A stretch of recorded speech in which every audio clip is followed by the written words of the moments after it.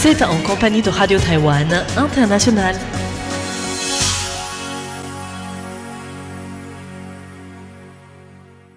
Bonjour à toutes et à tous, soyez les bienvenus en compagnie du service français de Radio Taïwan International en ce dimanche 11 janvier 2026. Vous écoutez l'émission On en parle à Taïwan. Une émission qui sera suivie du programme dominical musical avec partitions orientales et sous des cieux amplifiés. Mais tout de suite, c'est bien sûr On en parle à Taïwan.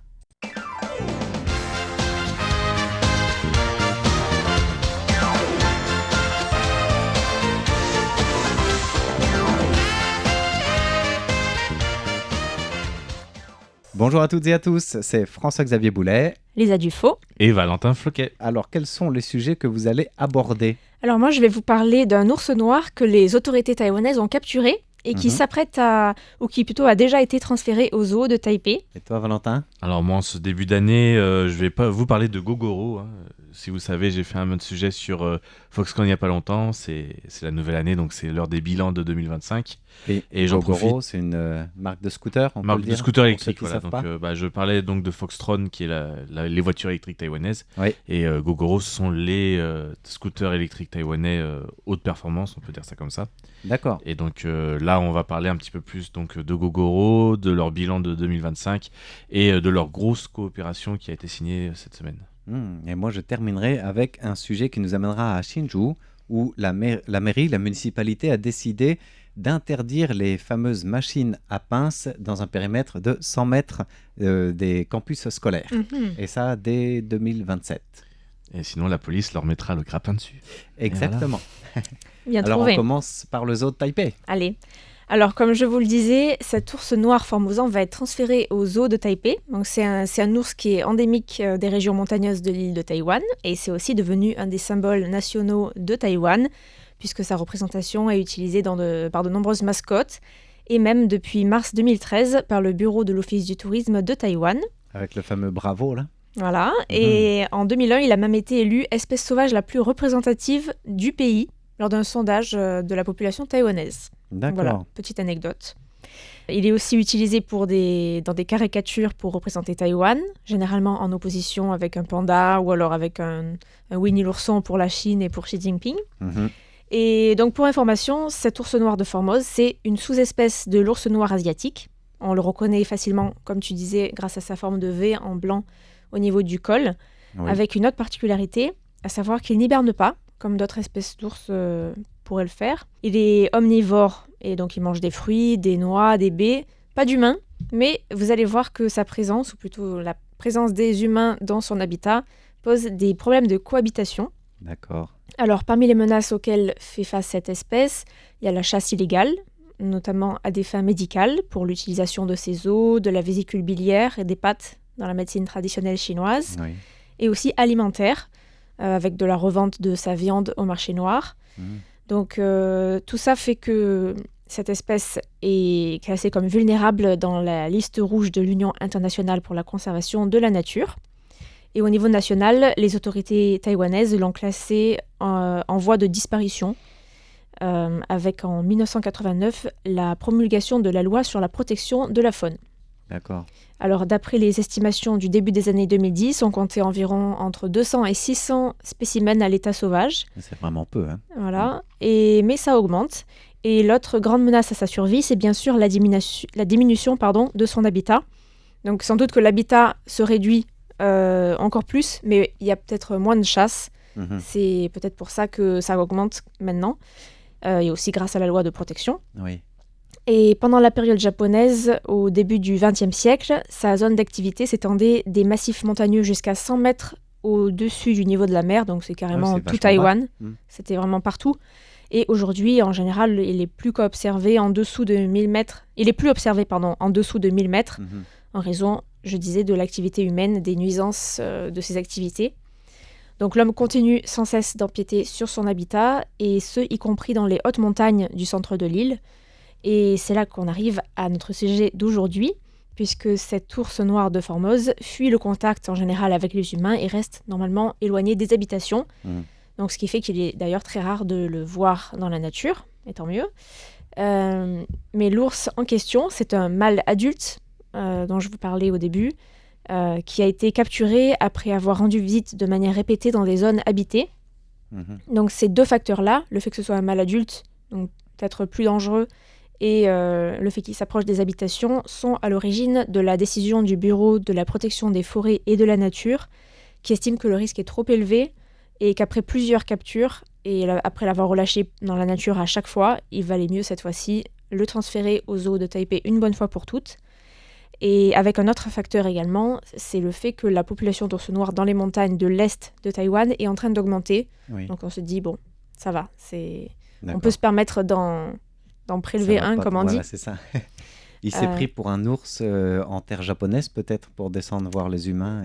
Oui, c'est vrai que récemment, on a des nouvelles assez terrifiantes au Japon. Je crois qu'il y a eu peut-être 13 morts cette année. Ouais. Un peu plus. Au Japon. À cause des attaques. Qui recense 44 000 ours noirs et 12 000 ours bruns.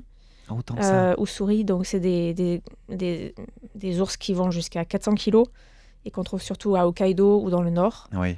Donc, et en 2023, on recensait 212 personnes attaquées. Et en 2025, je crois que c'est environ 13 personnes qui sont décédées. Donc pour plus d'attaques, parce que toute attaque n'est pas forcément mortelle, bien sûr. Oui. On peut même dire on n'a pas le même fléau à Taïwan. Ça a été tellement un sujet que ça a été le caractère de l'année au Japon. Oui, c'est vrai. Un caractère qui termine dans les assiettes de plus en plus pour régler la situation. J'avais vu ça. C'est vrai qu'on en a même parlé dans l'actualité en France aussi. Oui. Mais 3 mois plus tard, cet ours noir formosant est revenu au même endroit et a de nouveau été capturé avant d'être relâché une nouvelle fois le 9 juillet 2025, après avoir mis en place toute une stratégie de conditionnement avec même des stimulations électriques sans lui faire mal, toutefois, pour tenter d'associer les poulets à un sentiment négatif. Donc c'est vraiment comme les dressages pour les chiens. C'est ça. Et ainsi le décourager ou tenter de le décourager de s'approcher des habitations. Et ça n'a pas marché alors. Voilà. Il y a eu un traçage par satellite qui a montré qu'il restait bien tranquille dans sa forêt au début, mais en septembre, il s'est encore rapproché des zones d'activité humaine jusqu'à pénétrer dans un périmètre de 400 mètres de la zone nationale forestière de Zhenan et à 1 km seulement du lac Liu en octobre 2025. Il était notamment proche de sites miniers et de sites de construction de gazoducs, ce qui a suscité des inquiétudes pour la sécurité des travailleurs et a même conduit à une suspension des travaux. Et début novembre, l'ours est retourné dans la commune de Zhuoxi. C'est une commune qui se situe dans le comté de Hualien. C'est là où se trouve Yushan, le mont de Jade. Et donc où se trouvent aussi des fermes de poulets. Les autorités du Bureau des forêts ont indiqué que l'ours vivait dans une zone montagneuse avec des pentes très raides et une forêt très dense, où il se cache pendant la journée pour ensuite sortir la nuit, chercher à manger. Donc c'est assez difficile Mon petit poulet, quoi. de l'identifier. Un petit poulet rôti de Ilan. Voilà. Non, c'est un petit peu loin, remarque, Ilan. Alors, la Quanshu Educational Foundation et la Imei Environmental Protection Foundation ont mené ensemble plusieurs opérations visant à l'éloigner en utilisant notamment des drones et des appareils sonores télécommandés. Mais le bureau explique que ce sont des mesures qui l'éloignent seulement pendant une courte période et que l'ours reste souvent il revient souvent pour s'approcher jusqu'à 120 à 150 mètres des villages autochtones, tout en attaquant des poulets. Donc ça inquiète beaucoup la population et les autorités locales. Et après 10 jours d'essai, l'ours a finalement été recapturé lundi matin et il a été placé sous sédatif, examiné par des vétérinaires qui ont d'ailleurs dit qu'il était en très bonne santé grâce au poulet. C'est ça. Et donc il pèse 112 kilos. Oui. Et comme les refuges pour les grands animaux sauvages sont pleins, le Bureau des forêts a passé un arrangement avec le zoo de Taipei pour y transporter l'ours, qui est déjà arrivé sur place à l'heure où je vous parle. Et donc ce sera sans doute sa maison définitive, malheureusement pour lui. D'accord.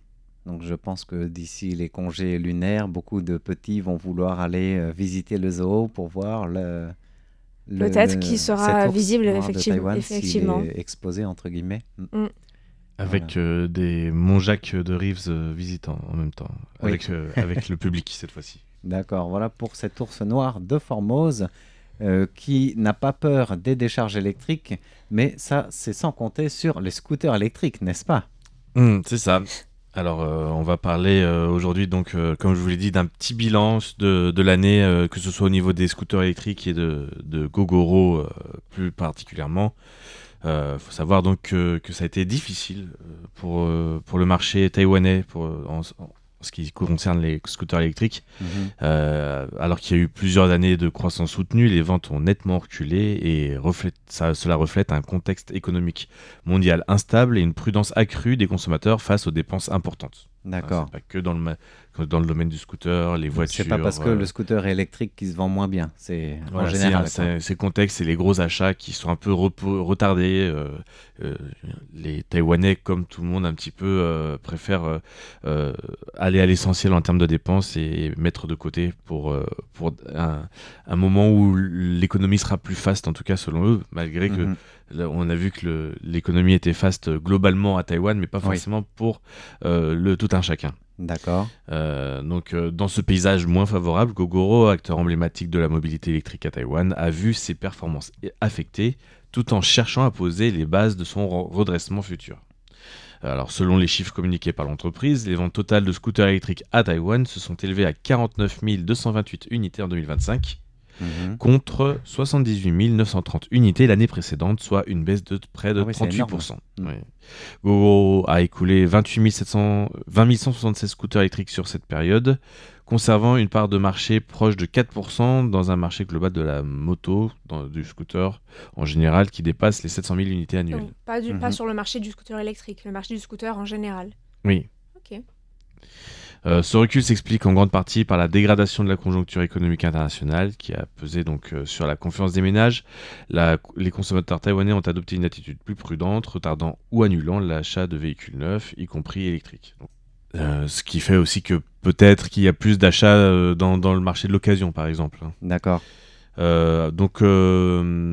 Cette année, 2025, dans le global, Gogoro a traversé une année assez contrastée, marquée donc par cette baisse à Taïwan, mais aussi par une consolidation stratégique de ses activités à l'international.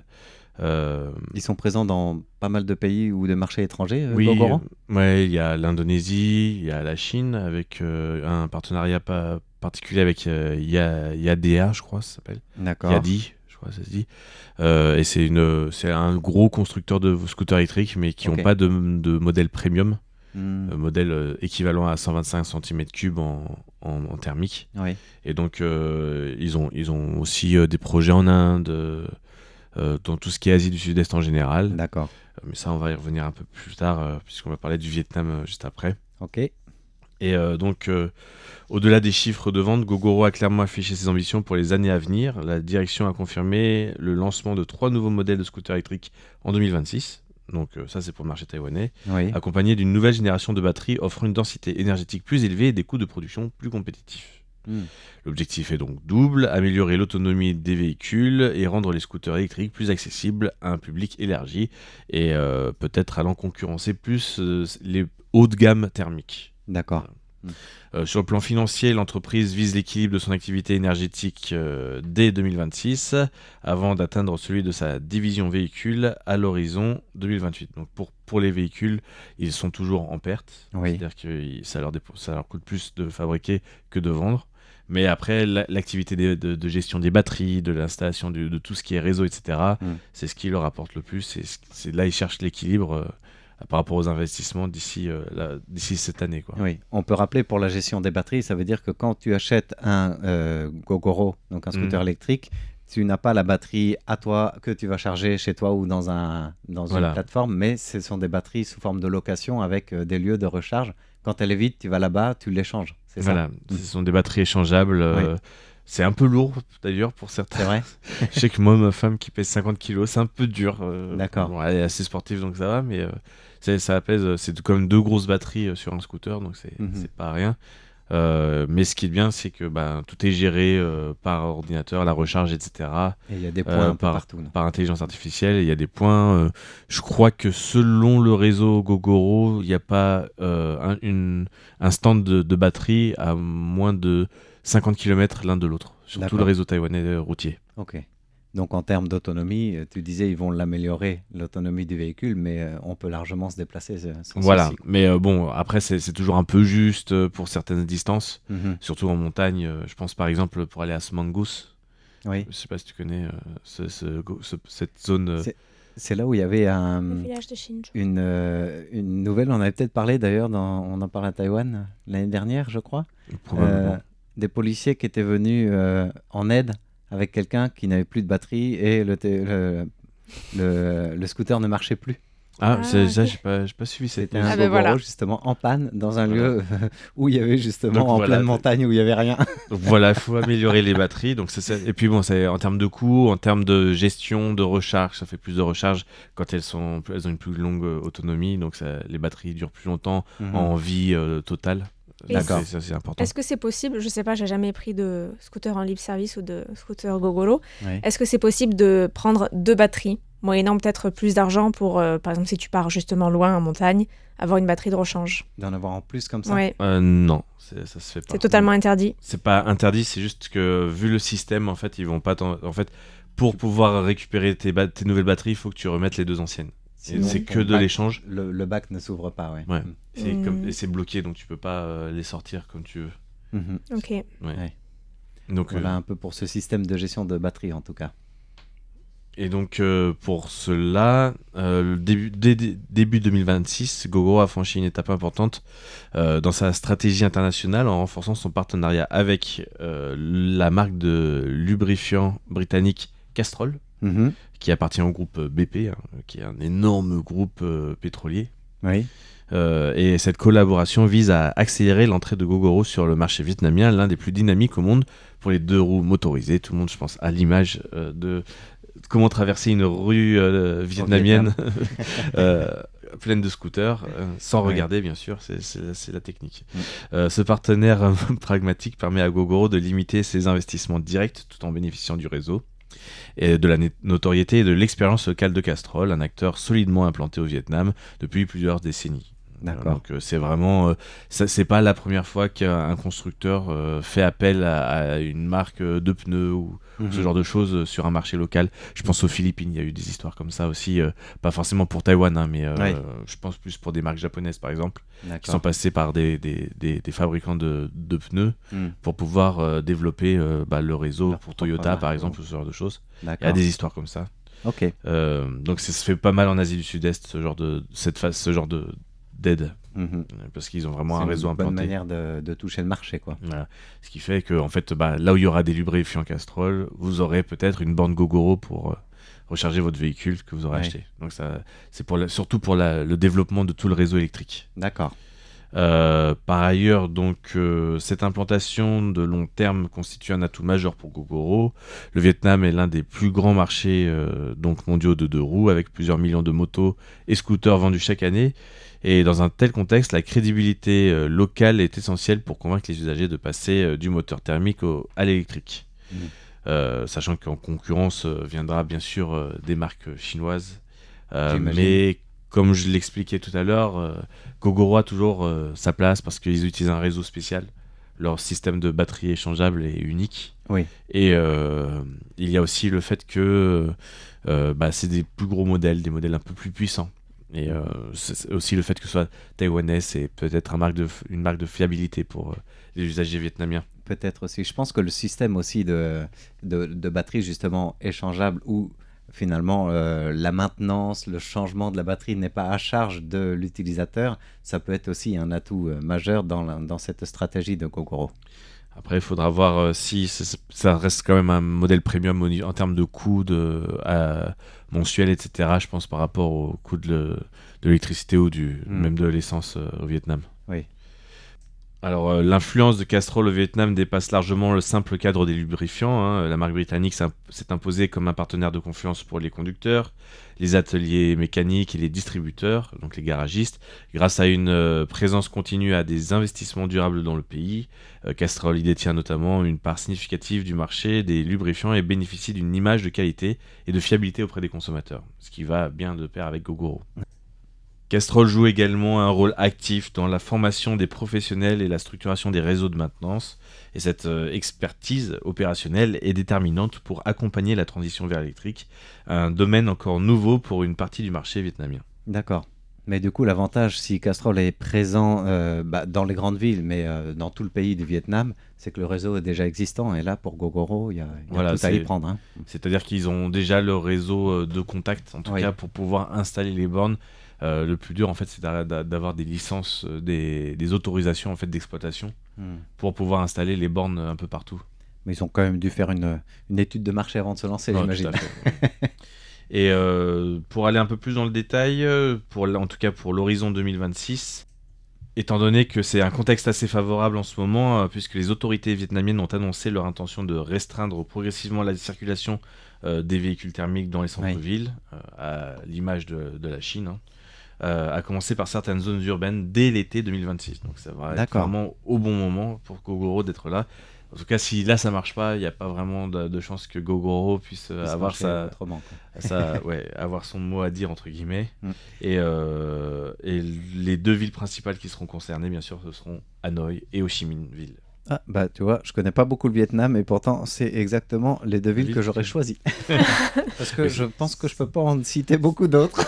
Après, t'as des petites villes, c'est quand même beaucoup plus petit les autres villes, mais t'as Nang, t'as d'autres villes. Et ce serait intéressant de voir avec l'autonomie justement du scooter électrique Gogoro s'il arrive à s'implanter aussi dans les zones un peu plus reculées ou s'il a besoin justement d'être plutôt dans les grandes villes, quoi.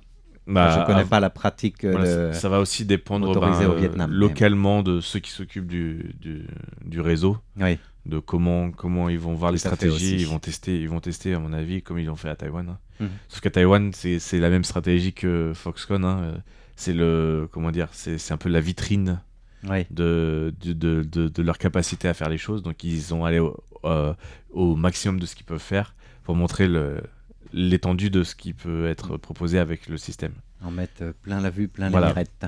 Même si c'est à perte pour certaines bornes, à mon avis. Oui, sans doute. Mais c'est intéressant parce que si c'est une stratégie gagnante, ça ne peut aller que dans le bon sens. Alors là, comme tu dis, toutes les planètes sont alignées ou presque pour que ça marche. Si ça marche pas, là, il n'y a pas vraiment grand-chose qu'on peut espérer pour Gogoro sur le marché sud-est asiatique. D'accord. Ben voilà un petit peu pour ce bilan de Gogoro électrique et on va terminer avec un retour à l'école, en tout cas à la ville de Hsinchu, donc à Taïwan, au nord-ouest, pour cette décision municipale prise en début de semaine d'instaurer de nouvelles règles plus strictes pour encadrer les fameux magasins, les machines à pince.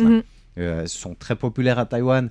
On en avait fait au tout début, quand ça a fait un grand boom il y a quelques années. Je me souviens, Lisa, tu avais fait un décryptage sur ça. Oui, j'avais interviewé quelqu'un qui gère un magasin de machines à pince et des clients. C'est impressionnant parce qu'à cette époque, ça poussait comme des petits pains. Il suffisait qu'il y ait 3 mètres carrés de libre, ça devenait une boutique de machines à pince ou presque. Et parce que les gens s'arrachaient la petite pièce pour aller y jouer, mais surtout que les gérants gagnaient bien leur vie, quoi. Mais ça continue, hein. Moi, dans mon quartier, il continue ça continue à ouvrir. Mais ça continue trop. Là où ça a vraiment explosé, c'était pendant le Covid où plein de commerces sont fermés et il fallait bien faire payer un loyer et c'était les machines à pince qui sont arrivées. Et le problème de ces machines à pince, c'est qu'elles vont tellement partout qu'elles empêchent les enfants de se concentrer à l'école. C'est une misère quand même. Alors la mairie de Hsinchu a décidé d'arrêter l'autorisation de l'implantation de ces machines à pince dans un périmètre de 100 mètres des écoles afin de protéger, surtout les écoles primaires, afin de protéger justement les plus jeunes et de ne pas les exposer à « Oh tiens, papy ou mamie, papa, maman, ou le copain, tout simplement, tu ne me donnes pas une petite pièce ?» Parce que c'est 3 fois rien, j'allais dire. Il suffit de mettre une pièce de $10, parfois 2 ou 3 en fonction du jeu à gagner dedans, pour tout simplement jouer, manipuler, essayer d'attraper justement son petit cadeau derrière la vitrine en forme de pince. Voilà, donc ces fameux wawachi, à l'origine, on appelait ça pour pincer des poupées en fait, parce que c'était des poupées ou des peluches. Mais aujourd'hui, on trouve de tout. Dans ce que vous voyez, vous trouvez plutôt quoi d'ailleurs? Si c'est par exemple à proximité honnêtement, je rentre écoles, jamais. La lessive. Ouais. On peut trouver de la lessive, des petites figurines. Oui. Des mouchoirs, des snacks. des snacks, des bons pour une part de pizza aussi. Et ça, on en trouve de plus en plus à proximité des écoles. Et c'est le fait d'avoir ces machines à pince qui pose problème, mais le fait que ce soit des snacks ou des choses qui sont vraiment, allez, disons, n'ayons pas peur du terme, de la malbouffe pour les jeunes, qui pose aussi problème, d'où la municipalité qui décide de les interdire. Sachant que en parallèle de cette interdiction, il y a aussi d'autres... Pourquoi ne pas interdire KFC et McDonald's alors ? Et peut-être qu'ils vont être à 100 mètres des écoles. 100 mètres des écoles. Ça, je pense que ce serait plus efficace, à mon avis. C'est pas faux. Mais quand je disais la malbouffe, c'est aussi des choses qui sont totalement interdites. Donc, moins de 100 mètres des écoles, interdites les machines à pince. Et pour les nouvelles, et ceux qui existent déjà, avant d'être retirés à l'horizon 1er janvier 2027, interdire les lots ou les produits jugés inappropriés. Tabac, alcool, parce qu'on en trouve aussi. Voilà. Animaux vivants. Je n'ai jamais vu ça. Dans les machines à pince, tu peux gagner des animaux vivants. Genre une souris ou un petit truc comme ça. Je pense que ça doit être interdit. Mais... Alors, c'est interdit, mais ça va le devenir encore plus interdit au sens où maintenant, tu seras amendé si tu es le gérant d'un magasin et que tu le proposes. Alors, c'est déjà illégal, quoi. C'est le monde à l'envers. Tu fais une mesure plus forte pour faire respecter la loi qui existe déjà, quoi. Voilà, ça, c'est intéressant de voir ça. Aussi, la mairie de Hsinchu, que ce soit proche des écoles ou pas, veut renforcer tout l'étiquetage des produits de ces machines à pince. Donc sur toute la mairie de Hsinchu, tu seras obligé d'étiqueter clairement quel produit tu peux gagner, sa valeur réelle et à quelle fréquence dans le jeu le produit peut tomber. Parce qu'en fait, ces machines-là sont réglées pour sortir un gagnant tous les, je ne sais pas combien, c'est... En fait, le grappin, il se lâche quand tu attrapes quelque chose au milieu de la prise. C'est-à-dire qu'avant d'être revenu au niveau du trou, la pince se lâche. Voilà, donc, sauf qu'au bout de 20 essais, on va dire, pour un truc standard, eh bien, là, ça fait la prise à chaque fois et tu n'as plus besoin de remettre de pièces. Tu as autant d'essais que tu veux, en fait. D'accord. Pour avoir le lot, quoi qu'il arrive. Mais j'ai l'impression que ça dépend des machines aussi. Ça dépend des machines. Il y a des machines où si t'es fort, tu peux vraiment... J'ai des amis qui sont vraiment très... Ils gagnent. Ils savent très bien faire, donc à chaque fois, ça marche. Peut-être ça peut marcher comme ça aussi pour certaines machines. Je pense qu'il y a de la compétence aussi dans... On disait que c'est pas mal d'escroqueries, mais aussi... explosion fulgurante du marché, que c'était très populaire encore aujourd'hui. Il y en a combien des machines à pince comme ça? Des magasins, pas des machines elles-mêmes, parce que un magasin peut en avoir déjà une vingtaine, voire plus. À Taipei ou dans tout Taïwan? En 2025, on en dénombre plusieurs milliers, mais non, pas 20 000 non, quand pas 20 000, même. mais plus de 10 000. Okay. Plus de 10 000 boutiques ou magasins de machines à pince en exploitation, donc déclarés. À Taïwan en 2025, une prolifération à Taichung où on est passé à plus de 1600 magasins, rien que dans la ville de Taichung. Voilà, au centre de Taïwan.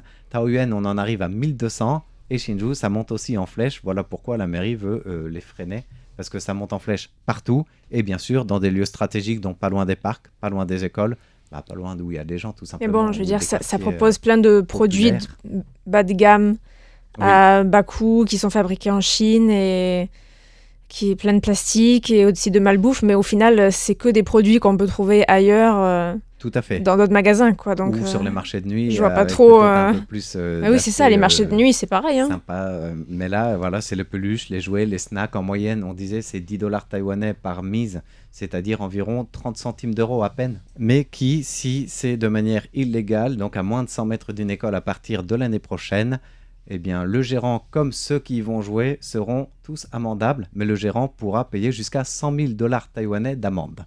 Voilà, donc c'est l'équivalent de combien? 100 000 $? 300 euros? 3 000 euros, voilà, 3 000 euros d'amende pour... Peut-être même 2800 maintenant. C'est vrai. Voilà, donc le contrôle sera renforcé. Il y aura plus d'employés municipaux qui feront un peu la police municipale. En tout cas, c'est ce que Hsinchu annonce, en rappelant que les jouets à connotation sexuelle, violente, tabac ou alcool, animaux vivants, on le disait, des titres financiers qu'on peut trouver parfois ou des bijoux, tout sera interdit dans ces machines à pince qui elles-mêmes seront interdites de toute façon à proximité des écoles. Est-ce que les figurines One Piece vont être interdites du coup? Ça, c'est une bonne question. Je ne pense pas. C'est un peu une zone grise, ça. En tout cas, c'est un grand défi, à mon avis, à faire respecter quand on voit que ça prolifère partout et que déjà les conditions ne sont pas toujours respectées dans ces jeux de machines à pince à Taïwan et qui, à mon avis, ont encore une longue vie devant elles. Voilà. Et ben, on arrive déjà à la fin de l'émission d'aujourd'hui. C'était On en parle à Taïwan, animé par Lisa Dufaux, Valentin Floquet et François-Xavier Boulet. Bye bye.